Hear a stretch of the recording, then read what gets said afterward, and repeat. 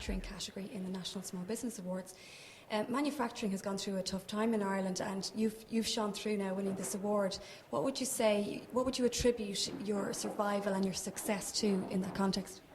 Primarily down to, let's say, I suppose working on principles that we've actually looked and examined in Germany.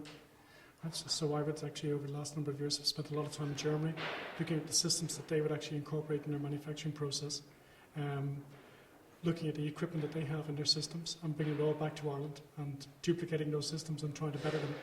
So in our business, where we're producing flexible packaging for the food industry, so the likes of, let's say, your Denny's pack of cooked meats or sliced bacon, we'd, let's say, look at the recipes, try and improve on those recipes, try and make them more cost effective and try and be more efficient through processes like lean manufacturing, stuff like that. So you're constantly trying to redevelop the wheel that's already in existence. And it's based on, let's say, the best principles that actually exist in Europe, which tend to come from Germany. Right? So based on the experience that we have there, we just try and bring them all back home. And I suppose one of the things with manufacturing would have been costs and the talk of moving things to cheaper economies and stuff like that, but you've managed to maintain manufacturing here, which is great. So are you very conscious of cost control then in your operations? Yeah, I suppose it is everything. Let's say the things that are actually within our own control, let's say, I suppose, let's say efficiencies, things like that, right? We do our best to manage them in the best possible way. Raw materials we can't manage. Let's say that's outside our control. It's based on fuel, based on oil, stuff like that. But we're constantly, let's say, looking at trying to be more and more efficient in the way that we actually process materials. So it's not simply about producing a product, it's about the process that takes place in terms of actually producing that product.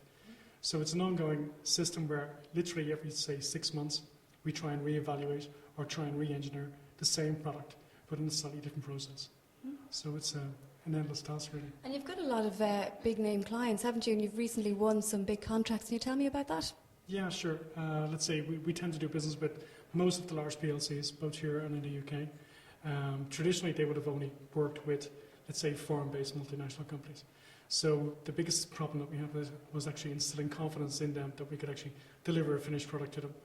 So it was about demonstrating that we could actually deliver, let's say, a shelf life on sliced cooked meats. So instead of, let's say, getting 4 days on sliced cooked meats, we can deliver, say, 35 days. Right? So it's all about demonstrating that you're big enough to sue, as they would like to say, right? Let's say deliver on lead times, let's say be efficient, get the price points correct.